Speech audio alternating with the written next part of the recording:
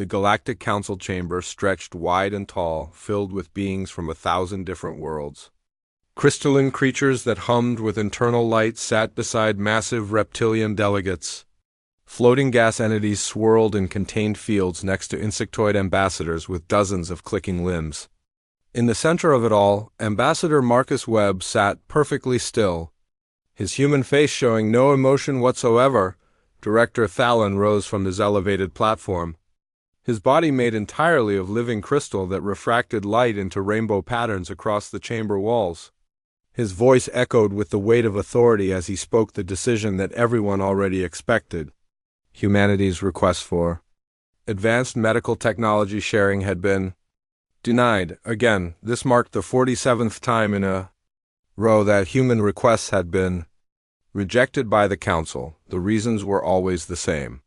Humans were too young as a species, too emotional, too unpredictable, too prone to violence. The Council members nodded along as Thalen listed each concern, their various forms of agreement ranging from clicks to hums to subtle color changes. It was all routine, just another day of keeping the primitive humans in their place. Marcus stood slowly. Every eye, sensor, and perception organ in the chamber turned toward him. He was tall for a human, his gray hair cut short in military fashion. His simple, dark suit a stark contrast to the elaborate forms around him. He cleared his throat and spoke in a calm, even tone that carried clearly through the vast space. He thanked Director Thalen for his time. He thanked the Council for their consideration. And then he said something that had never been said before in the 2,000-year history of the Galactic Council. Humanity would be withdrawing from all Council territories within 6 standard months. All human personnel, all human facilities, all human operations would be peacefully evacuated. Humanity was leaving. The chamber fell into absolute silence. Not a single being moved. The concept was so foreign, so unprecedented, that most of the delegates simply could not process what they had just heard. Species fought wars to gain Council membership. They begged and negotiated for decades just to be considered. Nobody left. Nobody ever left. Thalen recovered first, his crystalline form shifting through colors that indicated amusement. He suggested that perhaps the ambassador was engaging in some kind of negotiating tactic. Surely humanity did not mean to actually withdraw. Where would they go? What would they do? The galaxy was a dangerous place for species without Council protection. Marcus simply smiled, a small expression that never reached his eyes. He stated that humanity had made its decision and would honor all existing contracts until their natural termination dates. Then he turned and walked toward the exit, his footsteps echoing in the stunned silence. Not a single Council member tried to stop him. As the chamber doors closed behind the human ambassador, nervous laughter began to ripple through the assembled delegates. This had to be a bluff, they assured each other. Humans were dependent on Council trade routes, Council technology, Council protection. They would be back within a month, probably less, ready to apologize and accept whatever terms the Council offered, but Trade Minister Vorak was not laughing. The insectoid being had spent 3 centuries analyzing galactic economics, and something about the human ambassador's calm demeanor troubled him deeply. He pulled up data streams on his personal console, his compound eyes scanning through information at incredible speed. What he saw made his blood run cold. Human trading posts in the outer sectors had gone dark. Not destroyed or damaged, the reports clearly stated they had been systematically evacuated over the past 2 months. Warehouses emptied.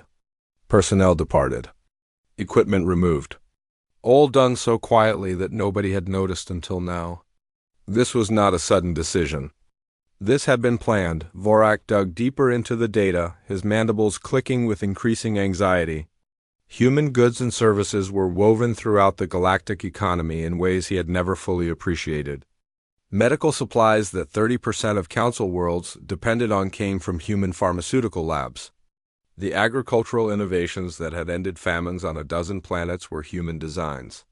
The emergency rescue equipment that saved thousands of lives each year was built in human factories. He pulled up personnel records next and felt his heart sink. Humans occupied critical positions across hundreds of council facilities. Not leadership positions, the council would never allow that, but essential technical roles. Power grid maintenance. Communications systems. Deep space monitoring stations. They were everywhere, doing the jobs that nobody else wanted to do, keeping the infrastructure running while council species took credit for the results. Vorak tried to contact the human trade coordinator for his sector, a woman named Rebecca who had always been helpful and efficient. Her communication address returned an automated message. The office had been closed. All inquiries should be directed to the Transitional Affairs Department on Earth. Expected response. Time, 6 to 8 months, across the chamber. Other council members were beginning to reach similar realizations. A medical delegate tried to order supplies from a human pharmaceutical company and found the entire operation had relocated. A technology minister discovered that the human engineers, maintaining his homeworld's orbital platforms, had already departed. One by one, the pieces started falling into place. Director Thalen called for order as panic began to spread through the chamber. He insisted that this was temporary, that humanity would realize their mistake and return. The Council had existed for 2,000 years before humans even achieved spaceflight. They would continue just fine without them. Besides, humans were primitive. Whatever minor conveniences they provided could easily be replaced by more advanced species. But even as Thalen spoke with confidence, an urgent message arrived from a frontier colony in the 7th sector. A medical emergency had broken out, some kind of viral outbreak that was spreading rapidly. They needed the nanosurgery equipment that only human medical stations could provide. The local hospital tried to contact the nearest human facility. No response. They tried the backup facility. Nothing. They sent out a broad spectrum call to any human medical station in range. Every single one had been evacuated. The equipment was gone. The doctors and technicians who knew how to operate it had departed. The colony was on its own, and people were dying. The message played on the main display screen for every council member to see. The plea for help hung in the air, unanswered and unanswerable. In that moment, the truth became impossible to ignore. Humanity had not been bluffing. They were not coming back. And the galaxy was about to learn just how much it had depended on the species it had spent 2 centuries keeping down, 3 weeks after Ambassador Marcus Webb walked out of the council chamber. The first real crisis hit. The Tulare homeworld, a planet of 8 billion souls, faced a plague outbreak that had been spreading quietly for months. The disease was not particularly deadly if caught early, but it spread fast and required specific antiviral compounds to treat effectively. Those compounds came from human laboratories. Counselor Ilara, herself a Tulare with pale blue skin and large dark eyes, frantically worked her communication console trying to reach the human pharmaceutical facilities. Her people were dying at a rate of hundreds per day, and the numbers were climbing. Every human lab she contacted gave her the same automated response. Operations had been relocated. All pending contracts would be fulfilled, but no new orders could be accepted. The relocations would be complete within 4 months. 4 months. Her people did not have 4 months. Ilara authorized an emergency inspection team to physically visit the nearest human pharmaceutical complex. The team reported back within hours. The facility was completely empty. Not abandoned in haste, but methodically stripped clean. Every piece of equipment removed. Every data file wiped from the local systems. The walls were still painted, the floors still clean. But the heart of the operation was simply gone. Trade Minister Vorak had not slept in days. He had assembled a team of analysts to assess the full scope of the situation, and every report made things look worse. Junior analyst Kess, a small amphibious being with mottled green skin, presented findings that shook the entire team. She had been tracking human personnel movements across the galaxy and discovered something nobody had paid attention to before. Humans had been quietly filling critical infrastructure positions for decades. Not the glamorous jobs, not the leadership roles that council species competed for, but the essential maintenance and technical positions that kept civilization running. They serviced power grids on mining colonies. They maintained communication relays in deep space. They operated the rescue ships that responded to emergencies in dangerous regions. They were the backbone that nobody noticed until it was gone. Kess showed her findings on the main display. A mining colony called Havens Point relied on a hybrid power system designed by a human engineer named Dr. Patricia Okonkwo. She had visited the colony every 3 months for the past 12 years, performing maintenance and upgrades that kept the delicate system running. The colony housed 17 different species, all living and working together in what was considered a model of council cooperation. Dr. Okonkwo had left Havens Point 5 weeks ago and had not returned. HFY Power System, a complex integration of technologies from multiple species, began showing stress fractures almost immediately. None of the local engineers understood the full design. They tried to contact Dr. Okonkwo. Her personal communication address gave them the same automated message. Everyone else was receiving. The colony requested emergency assistance from the council. An engineering team arrived and studied the system for 3 days before admitting they could not safely maintain it. The risk of catastrophic failure was too high. Havens Point, home to 40,000 beings, had to be evacuated. The cost in credits and resources was staggering, but the cost in trust was even higher. The 17 species who had lived together peacefully began blaming each other for the failure, for not having their own engineers capable of solving the problem. Similar stories poured in from across council space. A water purification system on a desert world failed without the human technician who understood its unusual configuration. A medical scanning device that had saved countless lives sat useless, because only human operators knew how to calibrate it properly.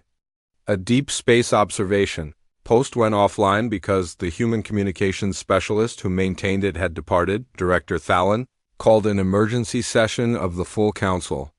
The massive chamber filled with angry, frightened delegates demanding answers.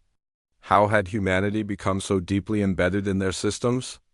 Why had nobody noticed? And most importantly, what was the council going to do about it?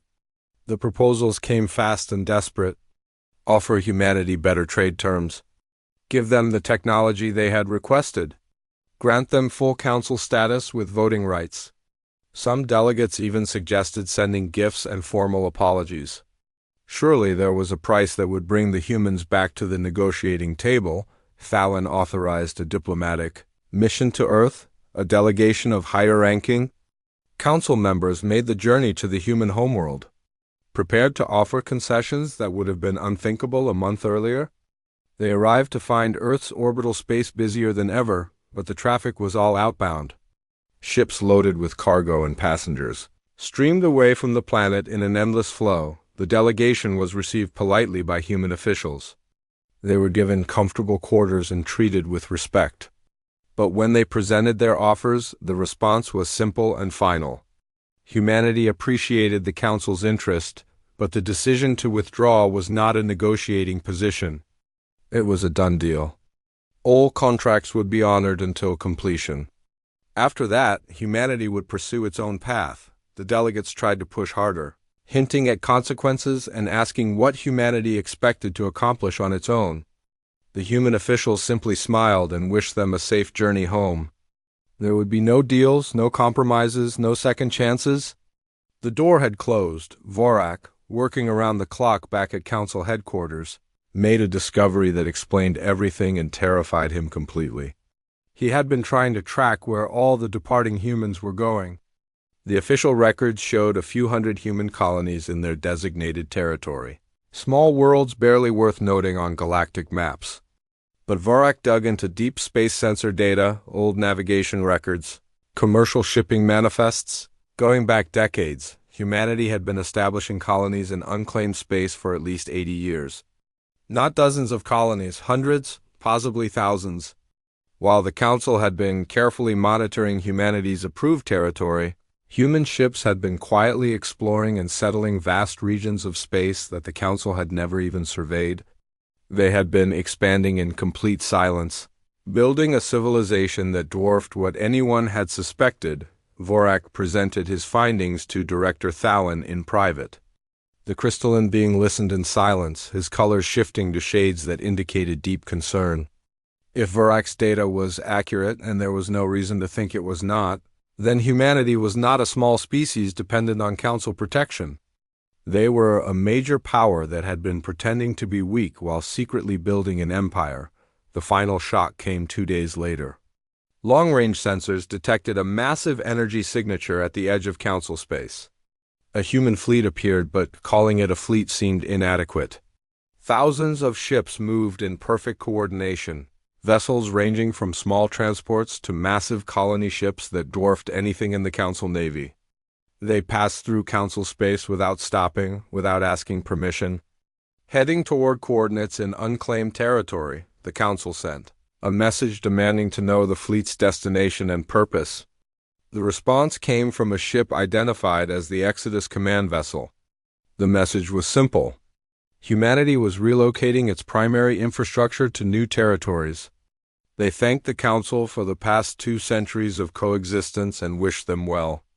Then the fleet jumped to faster than light speeds and vanished from sensors. Kes stared at the empty space where the fleet had been, her large eyes reflecting the starlight. She spoke quietly, almost to herself, but Vorak heard her words clearly. This was not a tantrum. This was not a protest. This had been planned for generations. While the Council had been treating humanity like children who needed to be managed, the humans had been preparing to leave the entire time. They had just been waiting for the right moment, and now they were gone. Heading toward a future the Council was not invited to share. 5 months into humanity's withdrawal, 12 Council economies had officially entered recession. The food synthesizers that fed billions of beings across the galaxy relied on protein, sequencing technology that humans had developed and maintained. Without human technicians to service the systems, production rates dropped by 40%. Rationing became necessary on worlds that had not known hunger in centuries. The massive shipyards that built Council vessels faced similar problems. The metallurgical processes that created the strongest hull materials had been designed by human engineers. The Council had the technical specifications, but the specifications were useless without understanding the underlying principles. Attempts to replicate the processes resulted in inferior materials and several catastrophic failures during testing. Construction of new ships ground to a halt. Even basic communication became difficult. The translation software that allowed thousands of species to understand each other in real time had been maintained by human programmers. The software still worked, but glitches began appearing. Conversations became confused. Important messages were mistranslated. Diplomatic incidents erupted over misunderstandings that would have been impossible a few months earlier. Counselor Drex, a heavily scaled reptilian with cold yellow eyes, had seen enough. He stood before the full council and proposed what many had been thinking but none had dared to say. They should send military forces to human colonies and secure the critical assets. Not an invasion, he insisted, just a protective operation to ensure continuity of vital services. The galaxy needed those resources, and humanity had a moral obligation to provide them. Several council members voiced their support immediately. The galaxy was suffering. People were dying. If humanity refused to be reasonable, then stronger measures were justified. It was for the greater good, they argued, for the stability of galactic civilization. Intelligence Chief Oren, an avian being with sharp eyes and sharper instincts, requested permission to present reconnaissance data before any vote took place. She had been quietly monitoring human activities, and what she discovered would change the entire conversation. The main display screen lit up with images from dozens of human worlds. Every single colony, even the smallest outposts, now bristled with defensive installations, orbital weapons platforms, planetary shield generators, sensor networks that could track ships across multiple star systems.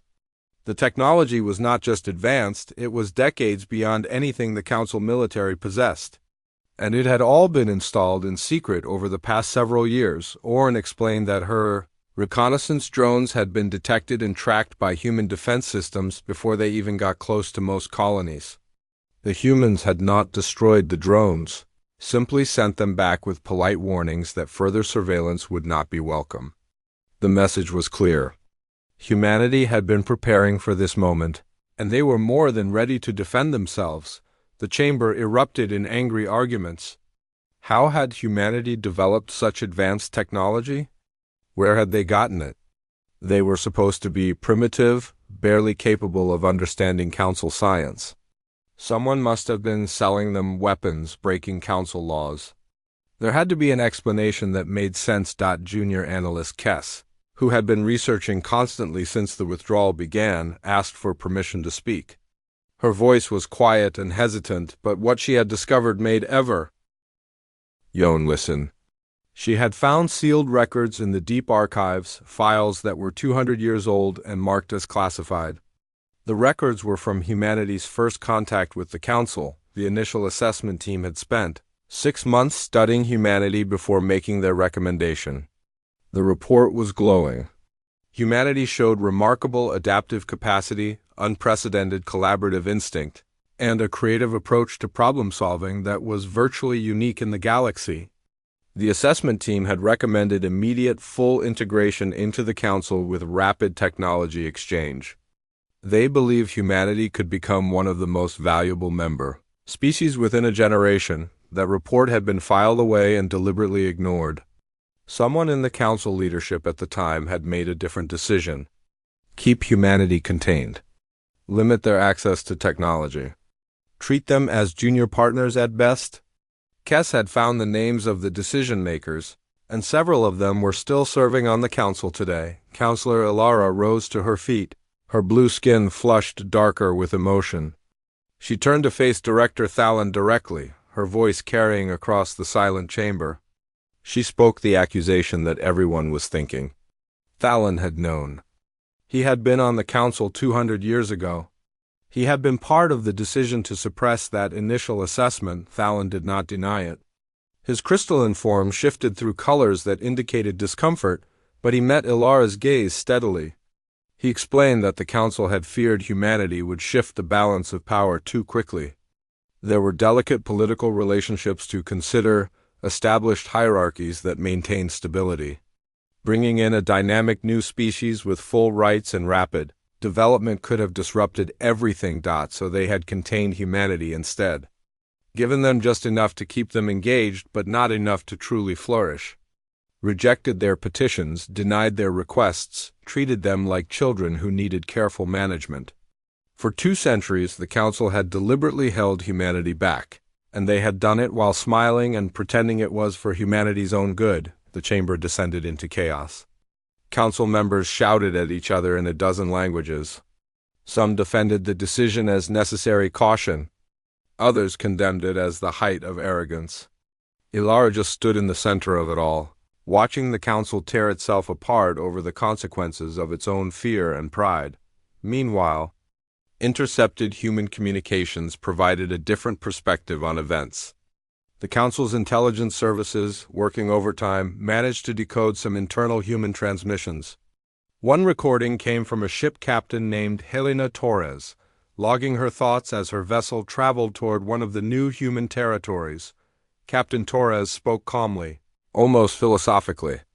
She noted that the Council had seen humanity as children to be managed, not partners to be respected. Humans had tried playing by Council rules for 200 years, accepting the limitations, making the requests, following the procedures. And every time the answer had been no. Not because humanity was actually incapable, but because the Council was afraid of what humanity might become. So humanity had stopped asking permission. They had built their own infrastructure, developed their own technology, established their own colonies. They had done it quietly, without fanfare, while still fulfilling every obligation to the Council. And now they were leaving to build something new, something better, something that treated them with the respect they deserved. The recording ended and the Council chamber fell silent. Trade Minister Vorak, who had been listening carefully to everything, finally spoke. He noted that humanity had every right to be angry. They had been wronged systematically and deliberately for 2 centuries. The question now was not whether the Council had made a mistake. The question was whether that mistake could ever be corrected, before anyone could respond, an alert sounded through the chamber. An emergency transmission was coming through from the void reaches, a dangerous unexplored region of space where several Council expeditions had vanished over the years. The area was considered too hazardous to settle, too risky even for routine exploration. Council ships avoided it entirely. The transmission was badly garbled, breaking up with static and interference. But enough came through to shock everyone listening. It was a distress call, transmitted on an old human emergency frequency that had not been used in decades. Someone in the void reaches needed help, and that someone was human, the implications were staggering. Humanity had been exploring the void reaches, the one region of space that terrified Council species. They had gone into the darkness that everyone else feared. And now something had gone wrong. Director Thalen stared at the transmission data, his colors shifting through patterns of confusion and concern. The Council had spent 2 centuries trying to protect humanity from dangers they supposedly could not handle. But humanity had been facing dangers the Council would not even approach. The question now was whether the Council would help them, or whether the bridges had been burned too thoroughly to ever rebuild. The Council debated for 3 full days. Director Thalen argued that the distress signal was not their responsibility anymore. Humanity had chosen to leave. They had rejected Council protection. Whatever happened to them in the void reaches was a consequence of their own decisions.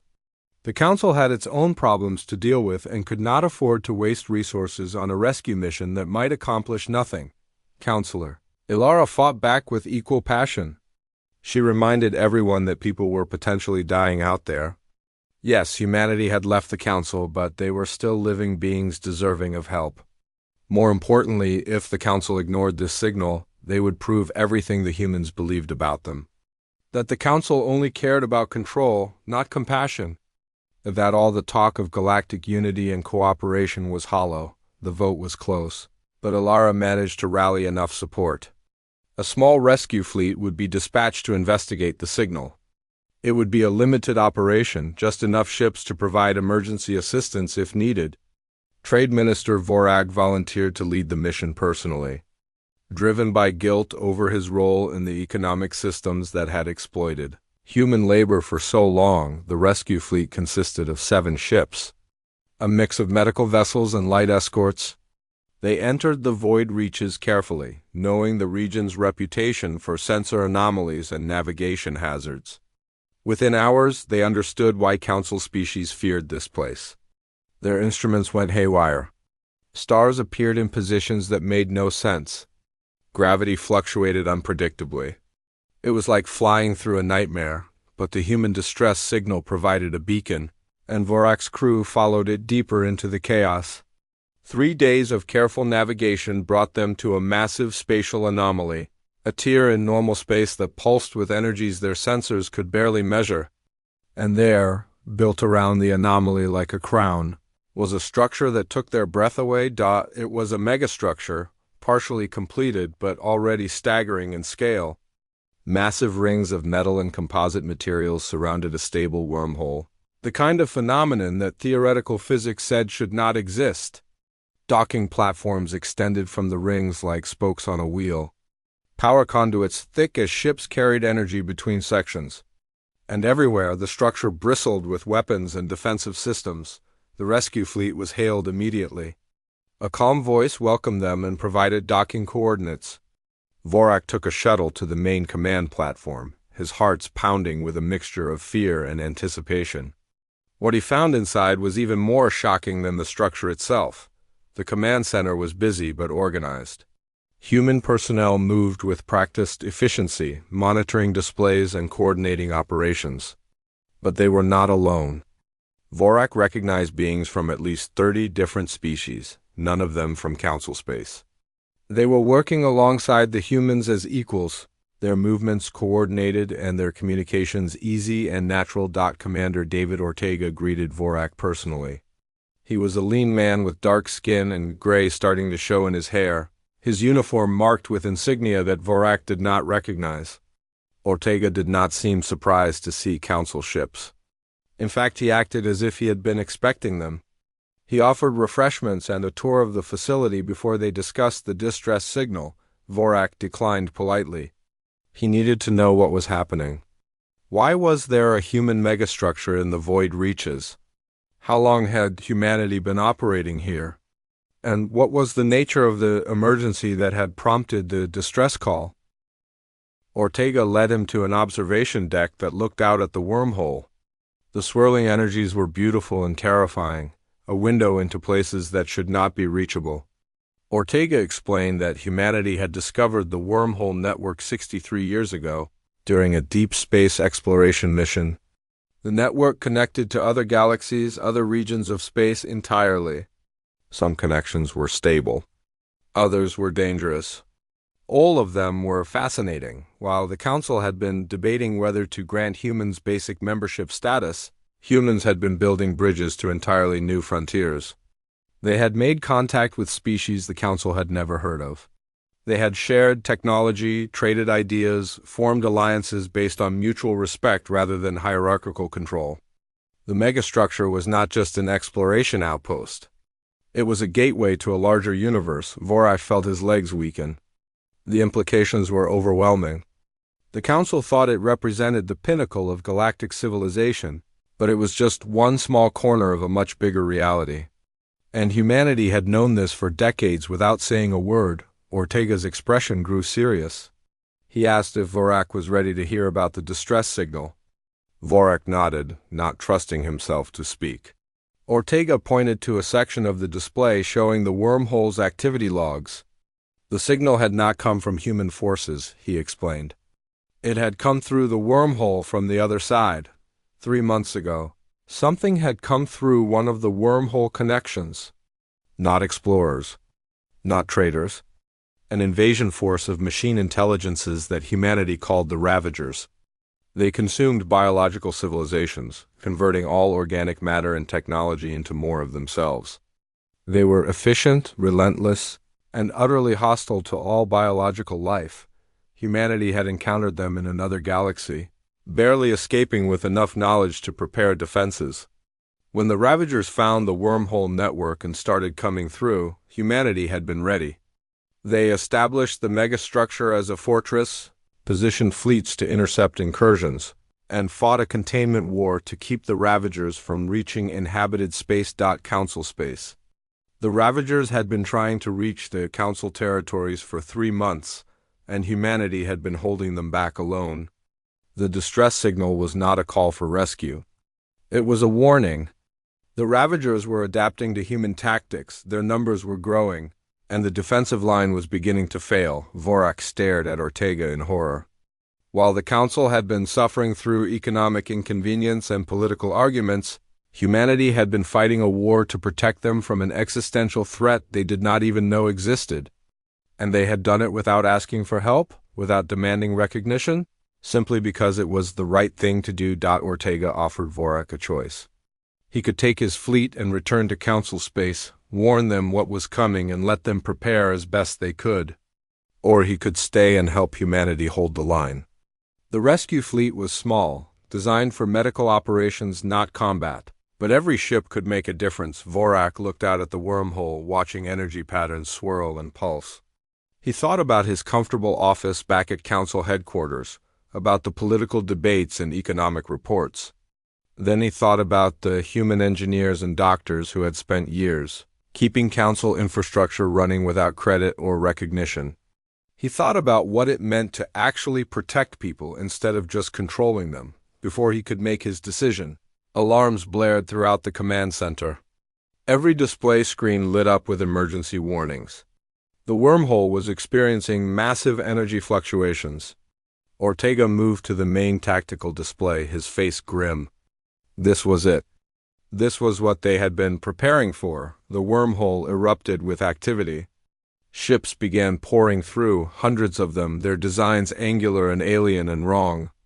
They were Ravager vessels, machine constructs built for one purpose only, destruction. The human defense fleet engaged immediately, their formations precise and their weapons fire coordinated. But they were outnumbered at least 3 to 1. Ortega turned to Vorak. His expression calm despite the chaos erupting around them. He asked a simple question. The trade minister had wanted to know if humanity was too primitive for a seat at the council table. Now he could see what humans had been protecting the council from. Did he still think humanity was not worthy of respect? Vorak watched the battle unfold on the displays, saw human ships fighting and dying to protect a galaxy that had rejected them. He thought about all the mistakes the council had made, all the arrogance and fear that had led to this moment.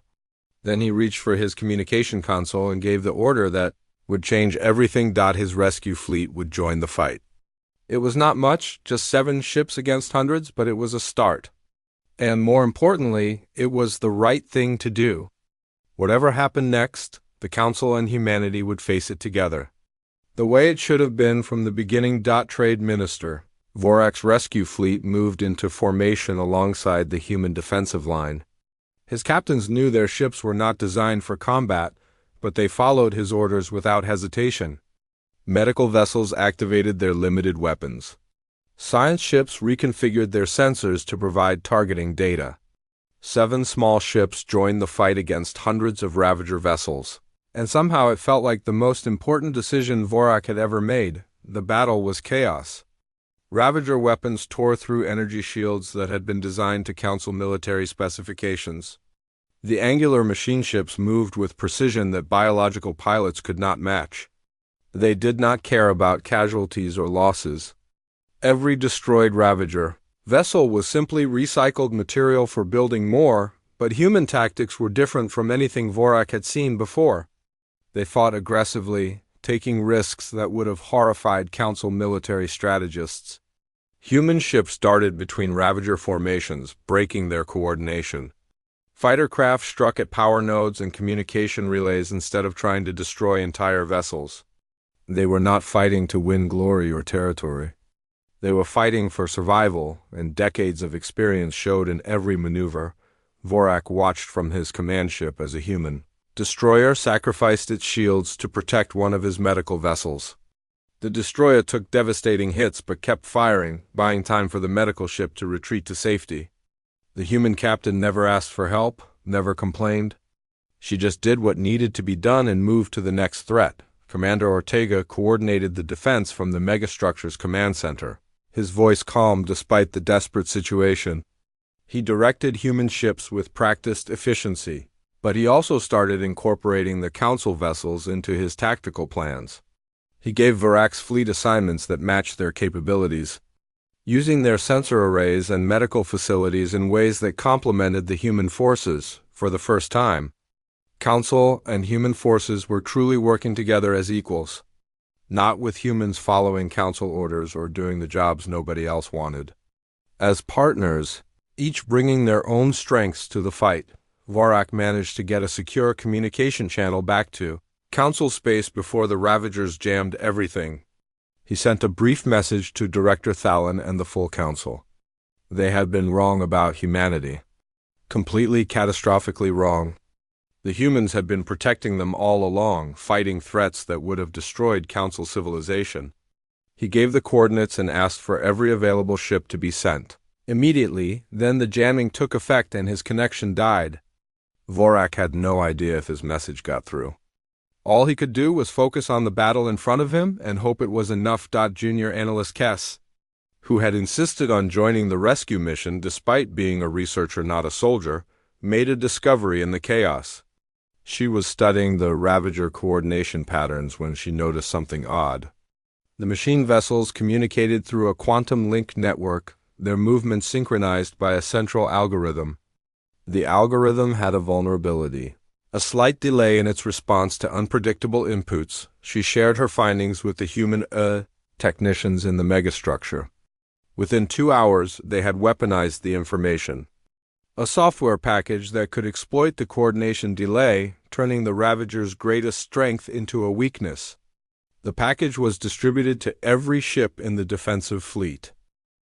The tide began to turn. Human ships started targeting Ravager vessels in patterns designed to confuse the coordination algorithm. The machine ships began making mistakes, small at first but growing larger. Friendly fire incidents increased. Formation integrity degraded.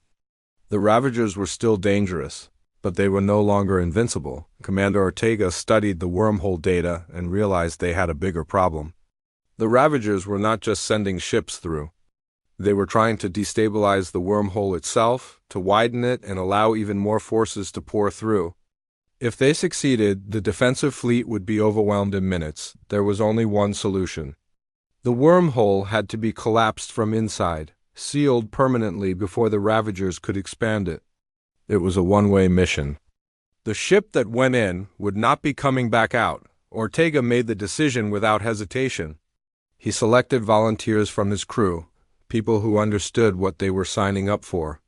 Before he left the command center, he recorded a message for the Council. His words were simple and direct. Humanity had not left Council space because of hate or anger. They left because they deserved better. Because being treated as equals was not a privilege to be earned, it was a basic right. The Council had failed to understand that strength was not about superior technology or political dominance. Strength was about standing up when everything said to run. It was about protecting others even when they did not appreciate it. It was about doing the right thing simply because it was right. Ortega's ship, a heavy assault carrier loaded with volunteers, punched through the Ravager lines and entered the wormhole. The energies were incredible, tearing at their shields and hull plating. But they pushed deeper, placing charges at critical points along the quantum structure. The plan was elegant and terrible. Detonate the charges simultaneously and the wormhole would collapse catastrophically, taking everything inside it into oblivion. On the megastructure, Vorak watched the carrier's progress with growing despair. He had just met these humans, but already he felt the loss of each life about to be sacrificed. They were heroes, and they would never receive the recognition they deserved. Just as Ortega prepared to trigger the charges, long-range sensors detected something impossible. A massive fleet was emerging from faster-than-light travel at the edge of the battlefield. Not Ravagers, Council ships. Thousands of them, representing hundreds of different species. They had come. Counselor Alara had used every bit of political influence she possessed. She had called in favors, made promises, and delivered speeches that shook the Council to its core. Within hours of receiving Vorak's message, she had mobilized the largest combined fleet in Council history. Every species that could send ships had sent them. They came to help humanity, to correct 2 centuries of mistakes, to prove that the Council could be better. The Council fleet crashed into the Ravager forces like a hammer. Fresh ships with full weapons and shields tore through the exhausted machine vessels. The Ravagers, caught between the human defensive line and the new arrivals, began to fall back toward the wormhole. Ortega adjusted his plan instantly. Instead of a catastrophic collapse, he could create a controlled seal. It would still destroy his ship, but the wormhole structure would remain intact for future study. He gave the order and the charges detonated in a carefully timed sequence, the wormhole sealed with a flash of light that was visible across half the sector. Ortega's carrier was gone along with every brave soul aboard. But the gateway was closed. The Ravagers were cut off from their reinforcements. The combined human and Council fleet made short work of the remaining machine vessels. Vorak stood in the command center of the megastructure, watching as human and Council ships began rescue operations together. Medical vessels from both sides worked to save the wounded. Engineers collaborated on emergency repairs. Species that had never met before were already exchanging communication protocols and tactical data. Director Thalin arrived 3 days later, his crystalline form showing colors of humility that Vorak had never seen before. Thalin visited the medical bays where human doctors were saving Council lives using techniques the Council had spent 2 centuries refusing to share. He watched Council engineers working alongside humans to repair the megastructure. He saw what cooperation between equals actually looked like. 6 months after the battle, the Galactic Council convened in a new location. Not the grand chambers on the Council homeworld, but a station built jointly by humans and Council species orbiting the sealed wormhole.